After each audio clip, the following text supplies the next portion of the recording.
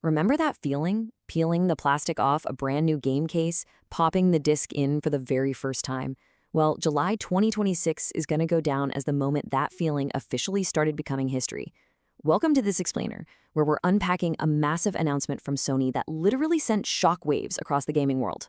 We're talking about a fundamental shift in how we interact with our entertainment. I mean, the very concept of game ownership is changing right before our eyes. Sony has officially announced the end of the PlayStation disc. Moving to an all-digital future isn't just some wild prediction anymore. It's a scheduled reality. And we actually have a hard deadline for this now, January 2028. Sid Showman, the Senior Director of Global Content Communications over at PlayStation, directly confirmed this. That is the exact date Sony is completely killing off physical disc production for all new PlayStation games. Just think about that for a second. After January 2028, if you want to play a new game on your PlayStation, you're getting it through the PlayStation Store or buying a digital code at retail. The whole era of bringing home a shiny new disc for your console, it's officially over. Okay, let's dive into this timeline to understand exactly how we got here. Sony says this move is a response to shifting consumer preferences, and honestly, the numbers back that up in a staggering way. Back during the PS4 launch in November 2013, digital sales were a tiny fraction of the market, literally less than 10%. Most of us were still driving to stores and lining up at midnight. But watch what happens next. By the time the PS5 launched in 2020, digital jumped to 45%. Fast forward to 2024, it hit 70%. And in the most recent fiscal year, a whopping 80% of full game sales on the PS5 were entirely digital. So by 2028, Sony is really just making mandatory what the market is already approaching anyway, 100% digital. Now, what's really interesting here is that Sony isn't operating in a vacuum. This all-digital future is an industry-wide inevitability. Just look at the other heavy hitters. Capcom, the studio behind massive franchises like Resident Evil, reported an unbelievable 93% of its game sales were digital, and they expect that number to keep climbing. EA saw a staggering $528 million from full game downloads in their latest reporting period, compared to just $81 million for packaged goods. That pushes their digital share to 87%. And with Sony already sitting at that 80% mark, it's crystal clear. The entire industry is sprinting in one single direction. But why are publishers so eager to embrace this? Well, it really just comes down to cold, hard economic logic. Producing a physical disc is expensive. Printing millions of plastic boxes, dealing with complex global shipping logistics, managing inventory at retail stores, it's a massive headache that publishers are absolutely thrilled to lose. Going digital completely eliminates all of those overhead costs. Plus, and this is a huge factor for publishers, going digital entirely cuts out the secondhand market. Every time someone buys a used disc, that's potential revenue completely bypassing Sony and the developers. We are talking about billions of dollars annually the publishers are looking to reclaim by moving entirely to a digital ecosystem. Now, while publishers stand to gain billions, this exact same shift creates an absolute existential crisis for traditional physical retailers. GameStop is the obvious one here. The stock market reacted instantly to Sony's announcement, handing GameStop an 8.7% drop, its biggest daily fall in 6 months. Think about their business model. It's built on that incredibly lucrative secondhand market and trade-in deals, which just will not exist in a fully digital world. Sure, they can still sell digital codes, but the profit margins are drastically lower. Throw in decreased foot traffic and having to directly compete with the convenience and regular sales of the PlayStation Store, and these physical retailers are facing their greatest survival challenge to date. And this brilliantly illustrates a really stark divide between corporate strategy and consumer impact. For Sony, it's an undeniable financial victory, right? They secure higher profit margins, zero physical inventory to manage, and total monopolistic control over pricing on their own store. But for the consumer, the losses are pretty heavy. Gamers lose the ability to resell games after finishing them, they lose the ability to lend a game to a friend, and perhaps most alarmingly, they are forced into complete reliance on remote servers just to access the products they paid for. Which brings us to a really uncomfortable question, one that completely flips the paradigm we've all operated under since the dawn of home consoles. In a digital future, do you actually own your games? For decades, when you bought a game, you held a product. It was yours. You could put it on a shelf, trade it, or boot it up offline 20 years later. This transition forces us to shift our focus from buying physical products to navigating the incredibly precarious reality of the digital era. In a digital world, we're dealing with what preservationists call the illusion of ownership. When you buy a digital game, you aren't really buying a game. You are purchasing a digital license. You're basically just paying for the right to access that content, and according to the terms of service of platforms like Sony, Microsoft, and Nintendo, that access can be revoked or terminated at any time without prior notice.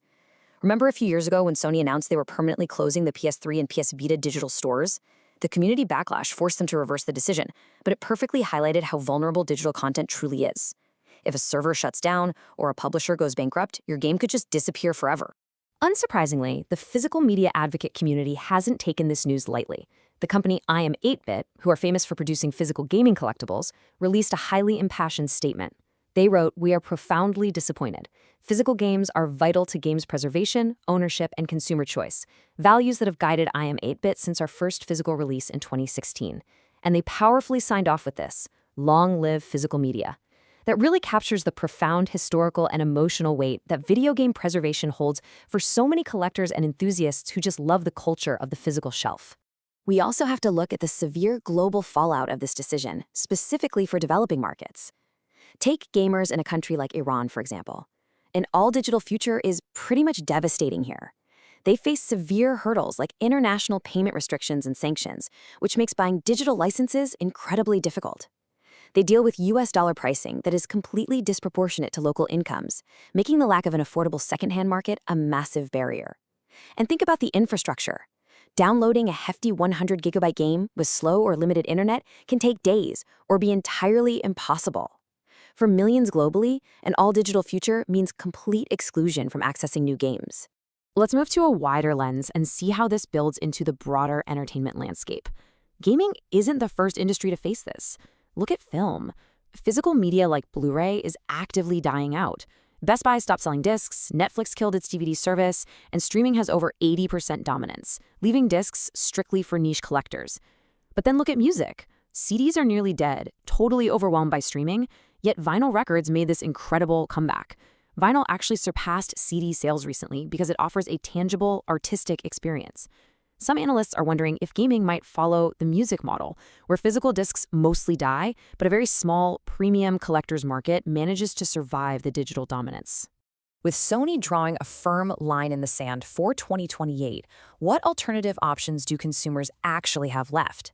Let's take a look at how the rest of the industry is reacting to this historic pivot. Impartially breaking down the competitors reveals a wonderfully fractured market, meaning there is still some hope for physical enthusiasts. Nintendo seems to be the final sanctuary for physical media.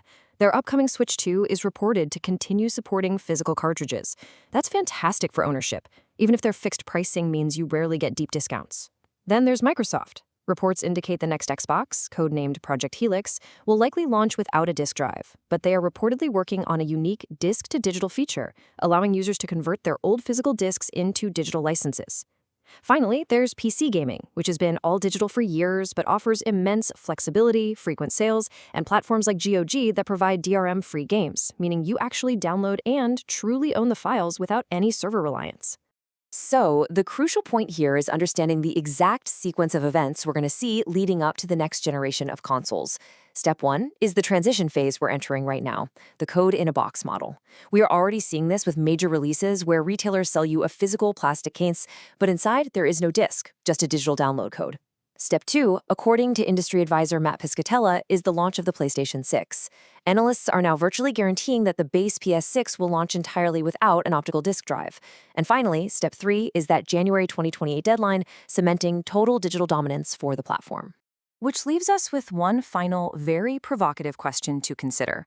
As we march toward this 2028 deadline, will the industry listen to consumer voices, preservationists, and collectors, or will pure economics just prevail over everything else? There is absolutely no denying the tremendous economic victory this represents for corporate publishers, granting them total control over pricing and distribution. But we've got to reflect on the permanent cost of a fully digital future: the loss of physical game history, the erosion of true consumer ownership, and the exclusion of global markets. We are leaving an era of shelves filled with stories and stepping into a future defined by licenses and servers. Thank you so much for joining me for this explainer, and I highly encourage you to keep questioning what the future of our media actually looks like.